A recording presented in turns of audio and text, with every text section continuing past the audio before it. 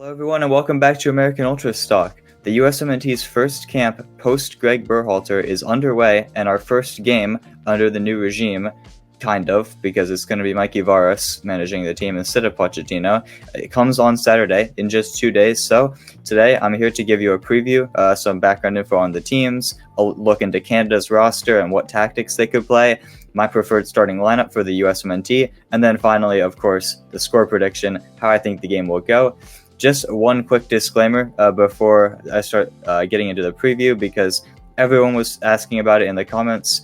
Yuri has been very busy recently. He will be back for our transfer window recap video, which will hopefully come out on Saturday, which is actually the same day of the game. It'll hopefully come out a few hours before that match, and we'll explain everything that's going on with the channel in that video. So stay tuned for that. It's going to be a good video regardless of all that behind the scenes stuff. So definitely want to keep a lookout for that. Turn your notifications on if you haven't already. But with that out of the way, let's get into the preview. And we'll start with a quick overview of the two teams. And we'll start with, of course, the USMNT, who, like I said, are managed by the interim coach Mikey Varas, who was the U20 coach at the last World Cup, the U20 World Cup, which was last summer. And he's been an assistant with the USMNT since. And of course, the USMNT at one of the lowest points in recent memory, coming off a historically embarrassing first ever host nation in the Copa America to get grouped after losing to Panama and Uruguay. Panama, who we play next camp, actually. So that game's going to be interesting to look forward to. And then Canada are probably at one of their highest points, managed by, of course, the American Jesse Marsch, Greg Berhalter's biggest rival. Could have been hired for the USMNT job last year, but we said no. And he eventually joins Canada and just took them to a fourth place finish in Copa America in his first games with the national team, losing to Argentina twice, once in the group stage, once in the semis. But they beat Peru, they drew to Chile, they beat Venezuela on penalties, and then the third place game lost on pens to Uruguay, who we lost in regular time too. So Canada's not going to be a pushover like they have been in the past. I will say, though, the last relevant meeting between the two teams was in the Nations League final last summer, when we did beat Canada thanks to Chris Richards and Folarin Balogun both scoring their first international goals, who are both in the roster for the U.S. this time, so maybe we see a repeat of that result. And then one just other quick thing, where to watch the game. I think it's a useful information. You can watch this match on Saturday at 4 p.m. Eastern Time on Universo, Telemundo, TBS, or Fubo TV, and I'm sure there's a bunch of other streams that you can find on the internet as well, but those are the main ways to watch the game. Now let's take a quick look into Canada and their roster, their main key players, what tactics they could play, and we'll start at the back with Maxime Crepeau, their goalkeeper, who was a huge standout in Copa America and has been very good for Portland Timbers so far in MLS. I would honestly say he starts for the U.S. right now in goal, so he's definitely going to be one to watch out for. We're going to need to have some pretty good efforts on goal to get past him, and their center back duo as well, which is something they haven't really had in the past, a good defense. They've got Moise Bombito and Derek Cornelius, who both transferred to Ligue 1 this past summer after, again, a great Copa America for the duo. Bombito going to Nice, Cornelius going to Marseille. It's a huge step up from where they were before, and they're both center backs on the rise. And then, of course, in the defense as well, everyone knows about Alphonso Davies, huge threat from left back. He's previously played as a winger for Canada, but under Marsch, he's been the left back, and I think it's worked very well for them, and for Davies in particular as well. In the midfield, they have, of course, Steven Eustáquio from Porto, brings stability and quality. Definitely by far their best midfielder. They will be missing Ismael Kone, though, who just also made the move to Liga. He's out injured, which is going to be a huge loss for them. However, they did just newly recruit a dual national from Croatia, Nico Sigur, who is a teammate with Rokas Pukstas. You'll know from U.S. youth national team camps, who is a contender for our Olympic roster. They're teammates at Hajduk Split in the Croatian league, and Nico Sigur will come into his first Canada camp, look to take the spot that was vacated by Kone's injury, and impress. So he's going to be one to watch out for, assuming he gets some minutes in this game. And then, of course, up top, they've got Jonathan David, who is American-born, by the way, and Kyle Larin making up the strike force. And, of course, Jacob Schaffelberg, the Nashville winger, who was the breakout star of Copa America. He's going to be a huge problem at left wing and a huge challenge for Joe Scally, although after Scally did lock down Vinny Jr., Luis Diaz this summer, I don't know if Schaffelberg will be much of a problem. As for their tactics, they play a pretty high tempo 4-4-2 is what they were going with for the majority of Copa America. Lots of pressing, lots of running. Again, Jesse Marsch is a Red Bull product. He managed at New York Red Bulls, at Red Bull Salzburg, at Leipzig for a little bit before, of course, implementing his style to Leeds, which worked for a little bit and then kind of tailed off. He's playing the same style, the Red Bull way of football, with basically just lots of running, lots of pressing, which for some teams doesn't work. I mean, we saw it not work at Leeds, but it was very effective at Salzburg. And for Canada, it fits their style so well. I mean, because they've got rapid players like Schaffelberg, like Alphonso Davies, that are up for anything, up for the pressing. And I mean, we saw their results of the Copa America. It works really well. Now, let's get into the preferred lineup for the USA. And we have already uploaded a video looking in depth at the roster, analyzing that. So go check that out if you haven't already. There will be a link to that at the end of the video. And of course, you could just go to our channel as well.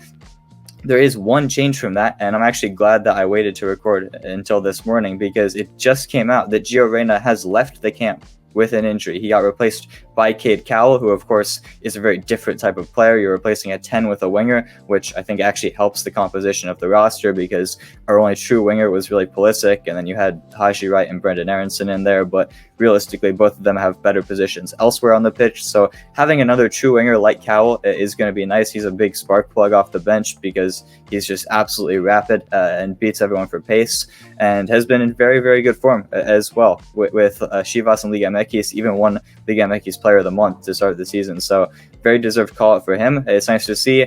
For Reyna, it's just the story of his life, really, getting injured again. I will say it is a good thing that he withdrew from the camp, because we saw with Tyler Adams in the summer, and even in March as well, when we were in the Nations League. When we played him, despite he had just come back from an injury, and it was still nagging him a little bit, it just aggravated the injury when he played, and then he's still injured now. So having Reyna get the precautionary withdrawal from the roster, I think, is actually a blessing in disguise, especially since they're meaningless friendlies. We don't need him. But with all that out of the way, the roster change, I'm going to get into my preferred lineup. I want to see a 4-2-3-1 formation, which, again, we played under our previous interim managers, BJ Callahan and Anthony Hudson. I think it just fits the player pool that we have the best out of any formation. In the other game, I will say I might want to see a somewhat different formation, a completely different 11 as well. But for this one, Canada are a lot better of an opponent than New Zealand, so I think the starters, at least for this camp relative, some of our starters like McKennie and Jedi Robinson, now Reyna, are injured or rested in the case of Jedi and Weston, so they're not here. But the starters for this camp should get the Canada game. The backups should get the game against New Zealand to impress. So in goal, I want to see, despite just saying that, I want to see Patrick Schulte in goal. Turner has been the starter for a while now, and you have Horvath, who's been a seasoned veteran, as a backup, but I just don't see a future with either of them at the USMNT level. And Schulte hasn't been the best. His Olympics was a little bit shaky, but he's still young. He's been very good for the Columbus Crew in MLS. And between him and Diego Cochin, who I will say, spoiler alert, I want to see Cochin start the game against New Zealand. I don't think it will happen, by the way. It's just what I want to see. I think Schulte's a lot better of a player now. He's more experienced. I want to see him give him the nod here against Canada and see what he can do at the senior national team level. Although, to be honest, I think it's still going to be Turner.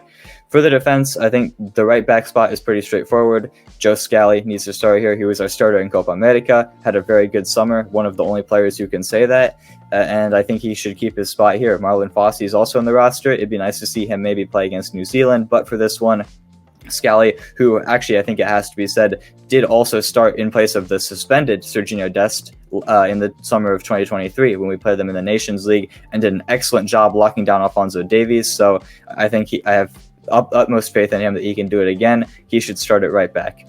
For the center backs, I think there's going to be a lot of experimentation in the next couple years to see who can replace Tim Ream. He is in the camp, but let's be honest, he's already 36. He moved back to MLS. He's not going to be a realistic option for 2026 in the World Cup there. So he's here as an experienced name to kind of help guide the new players and help welcome them into the roster. But for this game, I want to see Chris Richards, who of course scored against Canada last time we played them, start alongside Mark McKenzie. Just made the move to Ligue 1, kind of like Canada's center backs actually. Made the move to Toulouse, and I think he's already a starter for them. Started his first game last weekend, and despite the loss, he didn't look too bad on an individual level. I think he is the best replacement we have for Tim Ream right now, the best left center back. It does help that he does play there, because in the past we put Cameron Carter-Vickers at that spot in Copa America when he's naturally a right center back, and it was just a recipe for disaster. So having someone like McKenzie come in, and of course we also have Austin Trusty on the roster, who also plays as a left center back, so having both those options is nice. I would just prefer McKenzie because he's proved it more at club level and with the national team. So those would be my center backs. For the left back, I think this is one that's going to be up for debate, and I think I'm actually going to go against what a lot of fans would say here. I'm going to go for Christopher Lund. I know Caleb Wiley's probably going to be the popular pick because he just made the move again to Ligue 1. It seems to be the theme for CONCACAF players now, but he made the move to Strasbourg. He's basically been a starter for them. He started 2 out of the 3 games, and the one he didn't, he came off the bench and got his first assist for Strasbourg, which is great to see. However, Lund has experience being in the USMNT camps. He hasn't gotten too many opportunities because, of course, Jedi Robinson is so reliable at left back. He's not here. It provides the opportunity for both of these guys to battle it out for the backup left back spot behind Jedi.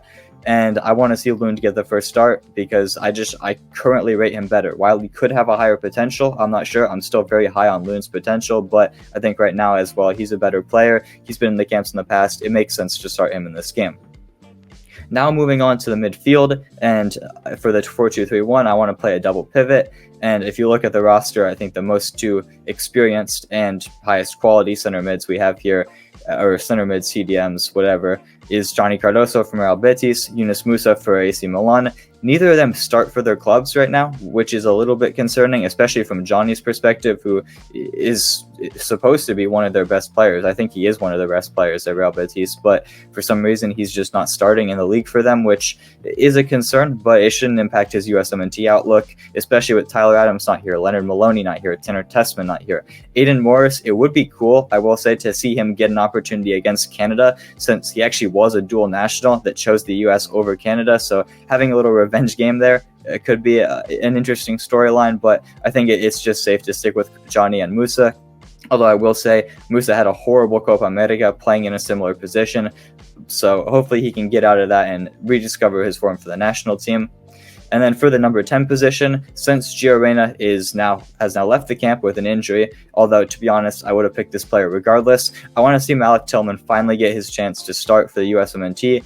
There's been a lot of discourse about him not ever showing up for the US at the international level, which is true, but granted, he hasn't been given many opportunities, especially at the number 10 position because of Gio Reyna. Now he finally gets this chance against Canada, against a regional rival, and I really think, he showed how good of a player he is at PSV, finally playing in the midfield for them as well. Last season, he was more of a winger, especially towards the end of the year. So having him in form, playing at the 10 for club and country now, I think he could be a really scary sight. And I'm extremely excited as well, once Pochettino comes in, to see how Malik Tillman plays under him, because I think that could be the future of our number 10 position, as sad as it is for Gio Reyna. I'm really excited to see Tillman in this camp. Hopefully he does get the start here. As the wingers, I want to see Christian Pulisic on the right side, actually, because that is where he played all of last season. That is where he actually looked a little bit more effective in some of the games for the USMNT recently, particularly against Jamaica when he moved over to the right. I think he looked a lot better, and it just opens up a spot for, speaking of Jamaica, the guy who came in at left wing, scored a brace off the bench, Haji Wright. He's been in great form for Coventry since he signed for them last summer, and I think he deserves a start here. Cade Cowell is an option, but he did arrive to camp late, and I rate Haji Wright better, and not to mention Cowell is so much better as a piece off the bench. I would like to see him maybe come in for Haji in around the 60th minute, get a solid 30 minutes under his belt against tired legs for Canada. I think that could be a really great situation for Cowell, but for the starters, I'm going to go for Pulisic and Haji Wright. I think it's pretty self-explanatory. And then another one that should be pretty self-explanatory up top is Folarin Balogun. Now, his form for Monaco has not been good to start the season. However, last season, his form for Monaco was also very bad, and he still showed up in the summer in the Copa America and in the friendlies as well for the national team. Actually, in the friendlies, he wasn't that good, but in the Copa America, he was very good. One of, again, like Scally, one of the only standouts in that roster. In that tournament. So I think he should definitely continue to keep his spot as a starting striker.